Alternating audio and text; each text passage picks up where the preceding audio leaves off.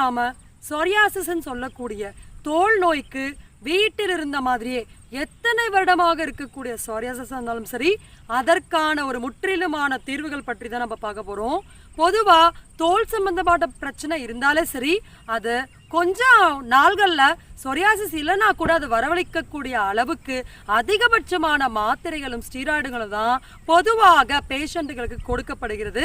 இதற்கு பின்னால் இருக்கக்கூடிய காரணத்தை சற்று கூட யாரும் சிந்தித்து பார்ப்பதே கிடையாது. அந்த காலத்துல பார்த்தீங்கன்னா ஒரு மிகப்பெரிய பாம்பு கடி பூச்சிக்கடினால் ஏற்படக்கூடிய அரிப்பு விஷங்களை ஒரு சின்ன மந்திரம் போட்டு அந்த விஷமுறிவு அப்படிங்கிறது அங்கே நடந்துரும். ஆனால் இன்னைக்கு அரிப்புக்கு தனி மாத்திரை, அலர்ஜிக்கு தனி மாத்திரை, அந்த ஸ்கின்ல இருக்கக்கூடியது இன்ஃபெக்ஷன் சொல்லி மாத்திரைகள் கொடுத்தே ஒரு நோயை ஒரு மிகப்பெரிய சளிக்கழிவின் உடம்பை என்ன மாத்திடுறாங்க, சளி கூடமாக மாத்திடுறாங்க.